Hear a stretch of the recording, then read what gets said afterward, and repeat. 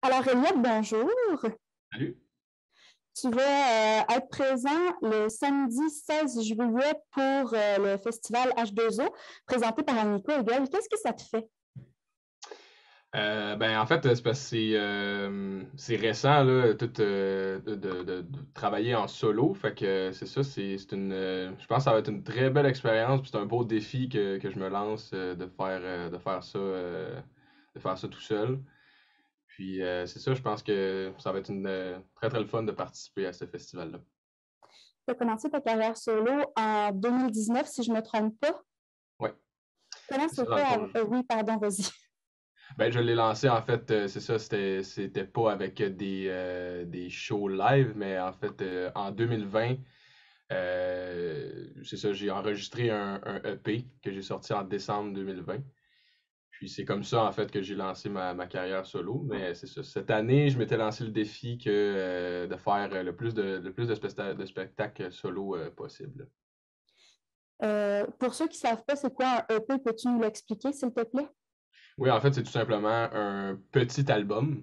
Fait que, tu sais, un album peut avoir entre 12, 16 en montant en fait de chansons. Un EP va en avoir entre 4 4 à 6. Moi, j'en ai mis 8.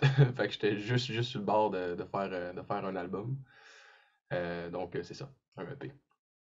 Puis, j'ai cru comprendre que tu avais tout enregistré chez toi dans ton logement à Montréal. C'était pas un peu compliqué? C'était pas un gros défi de faire tout ça tout seul?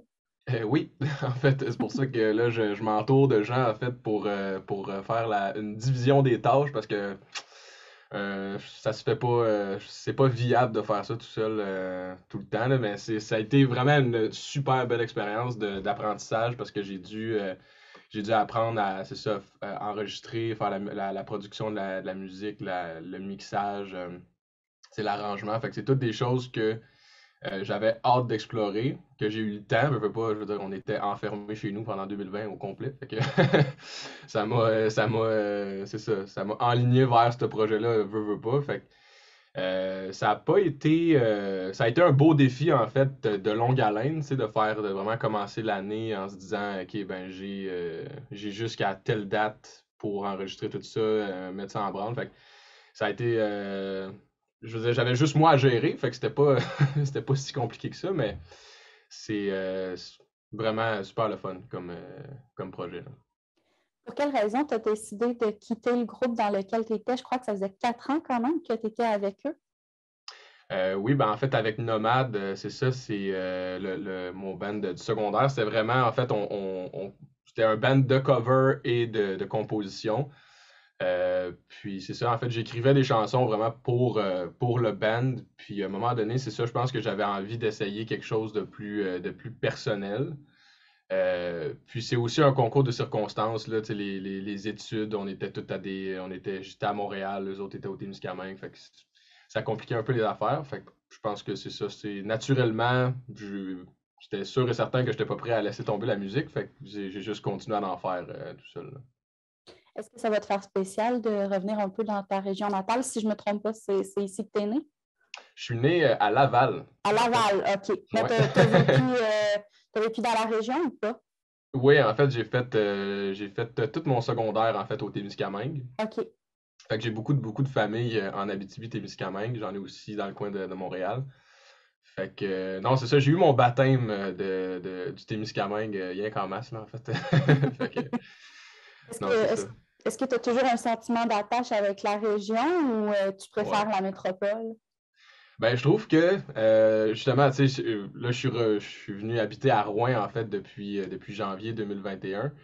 Je trouve que c'est un très, très bel entre-deux entre la région, vraiment le Témiscamingue, puis Montréal. Je trouve que c'est vraiment une belle place pour. C'est vivant aussi, tu sais, culturellement puis musicalement. Fait que je trouve que ça, c'est vraiment le fun. Puis c'est ça, c'est 20 minutes d'auto, puis t'es au Mont Kekeko, puis tu peux aller faire une randonnée, là, ce qui n'est pas le cas à Montréal. Donc, tu es bien là où t'es, puis est-ce que tu as l'intention de rester en région longtemps? Est-ce que tu n'es pas décidé?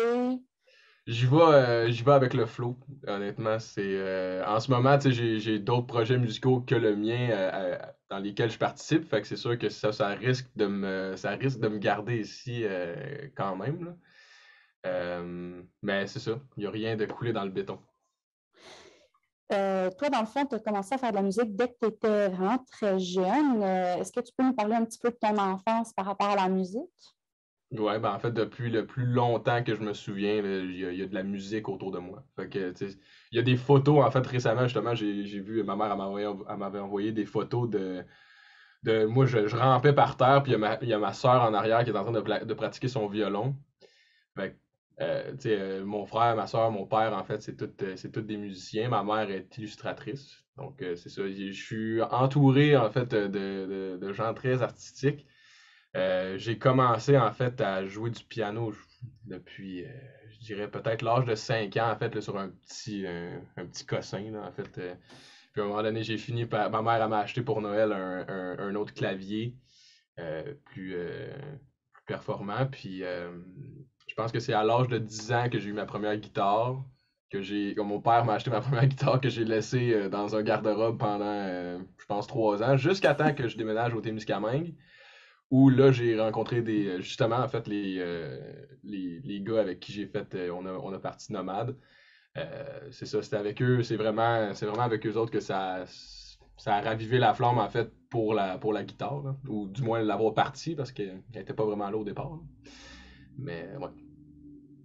Est-ce que tu peux nous parler un peu de tes influences musicales? Qu'est-ce qui vient influencer ton style? Ben, c'est sûr qu'il y a des choses, il y a tout qu'est-ce que j'écoute. Je dirais que depuis, mettons, les 10 dernières années, là, ce qui m'a le plus influencé, pour en nommer, mettons, quelques-uns, je dirais Ed Sheeran, 21 Pilots, dans les formes de chansons, dans les textures, Imagine Dragon. Tu sais, je trouve que le chanteur, en fait, c'est ça, est un chanteur incroyable. En fait, c'est vraiment quelqu'un que j'admire beaucoup. Jack Johnson aussi, dans le côté un peu plus folk. Il y a aussi d'autres artistes que j'aime beaucoup, tu sais, Cage the Elephant. Ça aussi, c'est un band que j'admire beaucoup. Euh, Fait que ouais, c'est pour en nommer quelques-uns. Puis il y a aussi toute la musique que je découvre, en fait, pas nécessairement qui vont se ramasser dans mon cellulaire que je vais écouter à tous les jours, mais je veux dire, je suis tout le temps ouvert aux sonorités. Fait que c'est ça, je laisse ça aller, là. Est-ce que tu as un style de musique préféré ou vraiment c'est très, très large puis tu te limites pas? Ben, je dirais, tu sais, pour mettre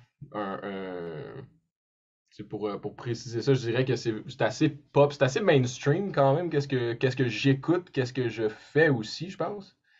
Euh, ouais, je pense que c'est plutôt pop folk. Là, dans certains, tu sais, je veux dire, ça évolue. Encore une fois, tout dépendant avec qui tu te tiens, tu sais, puis tout dépendant des artistes avec qui tu te tiens, ça peut influencer un peu. Fait que j'explore beaucoup, en fait, depuis 2 ans, là. C'est vraiment. Mais je dirais plutôt pop folk. Ça peut sonner hip-hop d'un fois. Tu vois, le EP que j'ai sorti, c'était vraiment voulu pour l'exploration. Fait que tu sais, il y a du prog dedans, il y a du rap, du jazz, du reggae. Fait que c'est tout. J'essaye bien des sonorités, puis à un moment donné, ça fait comme un melting pot après. Je veux dire, là, dans les derniers mois, ça crée des choses, en fait. Fait que. Ah ben, merci beaucoup d'avoir été là. Pour ceux qui nous regardent, je voulais juste préciser que le laissez-passer est en pré-vente à 55 pour les 3 soirs de spectacle. Donc, ça peut être très intéressant si vous voulez aller voir Elliott en spectacle. Et merci d'avoir été là aujourd'hui. Ben, merci beaucoup. Merci à toi.